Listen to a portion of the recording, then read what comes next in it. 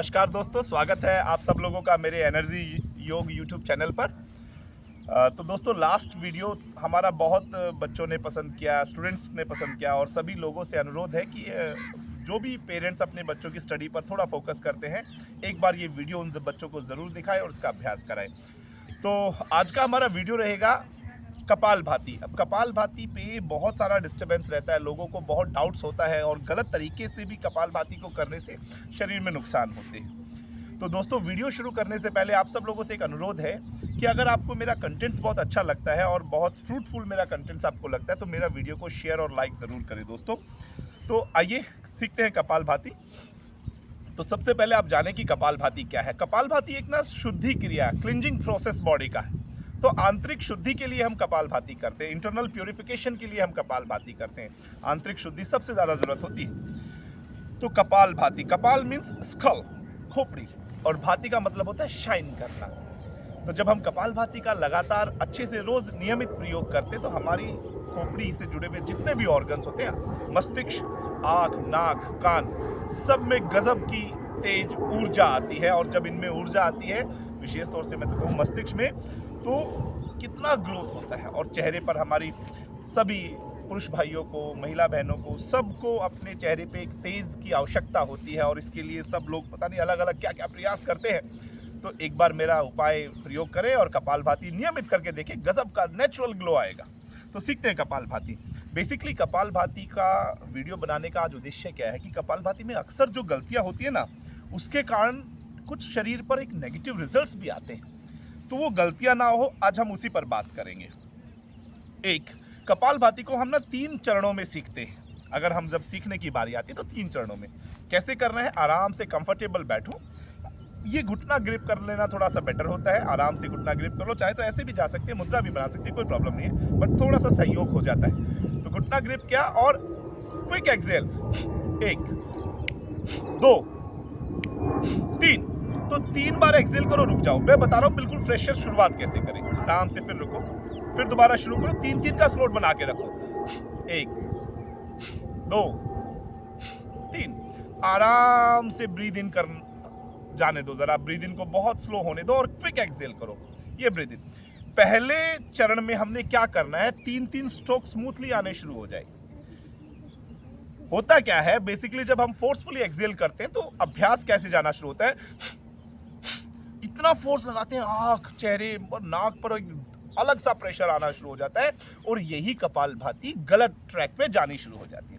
तो बिल्कुल सहज, जब भी आप कपालभाति करें, आप आईने के सामने बैठो और अपने चेहरे को देखो। आपका चेहरा मुस्कुराता हुआ होना चाहिए। तो 3-3 का सेट बना के रखो। जब आपको 3-3 कंफर्टेबली होना शुरू हो जाए तो 5-5 पर आ जाओ, 10 पर आ जाओ और ऐसे करते करते 50 पर। तो ये है पहला चरण। और दूसरे चरण पर जब हम काम करते हैं तो कपालभाति का एक्सेल होना शुरू हो गया। फिर अपने चेहरे पर 100% फोकस करो। तो आईने के सामने, जैसा कि मैंने बताया, बैठो आराम से और completely focus on your face. Kapalbhati करते हुए चेहरे पे मुस्कुराहट ये मेंटेन करना है। अब आपने फोर्स मेंटेन करनी है हल्की सी एक्सेलेशन के साथ और चेहरे की मुस्कुराहट। ये देखिए,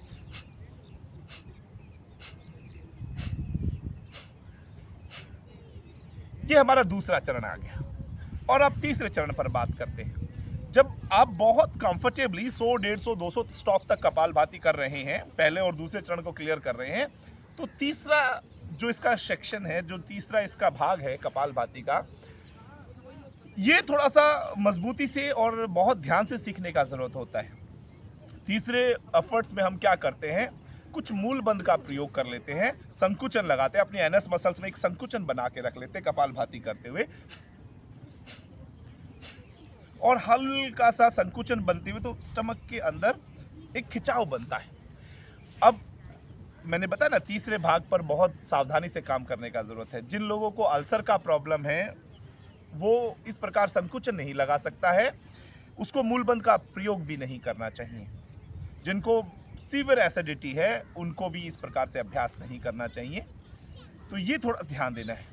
तो कपालभाति 3 चरणों में। अब थोड़े से कपालभाति का, जैसा कि आज हमने बताया था कि इसके नेगेटिव रिजल्ट्स क्या है। तो जिन लोगों को माइग्रेन का प्रॉब्लम है वो बिल्कुल इसका अभ्यास ना करें, बहुत स्ट्रिक्टली बिग नो, थोड़ा भी अभ्यास ना करें। दूसरा क्या है, जिन लोगों को हाई बीपी है, कपालभाति हाई बीपी के दौरान आप गलत नहीं कर सकते। तो अगर आपको कपालभाति अच्छे से आती है तो आप कपालभाति को ठीक से करें, अन्यथा आप बिल्कुल किसी अनुभवी टीचर के साथ ही बैठ के कपालभाति को सीखें। तो ये कपालभाति के 3 चरणों में। अब इतना सब अभ्यास करने के बावजूद भी आपको ऐसा लग रहा है कि कपालभाति अच्छी नहीं हो रही है, तो मैं एक और गजब का तरीका सिखाता हूं जिससे कि ये गलत होने के चांस ही नहीं है। हम क्या करते हैं, बहुत छोटा सा लघु ओम बोलते हैं। तो देखो, ओम के साथ हम कपालभाति कैसे करते हैं। ओम ओम ओम ओम ओम ओम। तो इस ओम के उच्चारण में आपका स्टमक स्टमक काम करता है। जो आपका स्टमक का प्रेशर जो होता है, बार बार अंदर स्क्विज होना, रिलैक्स होना, स्क्विज होना, रिलैक्स होना, हालांकि ये पूरी कपालभाति नहीं है, बट काफ़ी हद तक आपको कपालभाति को करने में मदद मिलता है। एक और क्या होता है, कपालभाति जिन लोग को बैक पेन रहता है उनको कपालभाति ना लंबी नहीं करनी चाहिए। करनी ज़रूर चाहिए, ऐसा नहीं कि नहीं करें, लेकिन थोड़ा थोड़ा ब्रेक दें, रेस्ट करें, फिर करें। तो ये है कपालभाति। लगभग 90 रोगों पर डायरेक्टली कपालभाति का प्रभाव होता है। पेट से जुड़ी हुई समस्याएं आपकी कपालभाति से कंप्लीट कंट्रोल होती है। बच्चों को लेकर, स्टूडेंट्स को लेकर मैं बोलता हूं, कपालभाति ज़रूर होना चाहिए। 1 मिनट, 2 मिनट, 1.5 मिनट ज़रूर करें, उनका नेचुरल ग्रोथ होता है। ब्रेन से जुड़ी हुई एक्टिविटी, क्योंकि स्कल शाइनिंग कपालभाति तो गजब हो जाती है। तो दोस्तों, ये था आज कपालभाति का अभ्यास। तो आपको मिलते हैं नेक्स्ट वीडियो में। और पिछली वीडियो के लिए आपने बहुत जल्दी, बहुत अच्छे से उसको देखा, पसंद किया और मेरे को बहुत कमेंट्स किए और बहुत सारे लोगों ने मुझे फ़ोन कर भी कंसर्न दिखाया, तो इसके लिए हार्दिक धन्यवाद। और मैं एक बार फिर से अनुरोध करता हूं, अगर आपको मेरा कंटेंट्स बहुत अच्छा लगता है तो ज़रूर शेयर, लाइक एंड सब्सक्राइब करें। धन्यवाद, नमस्कार।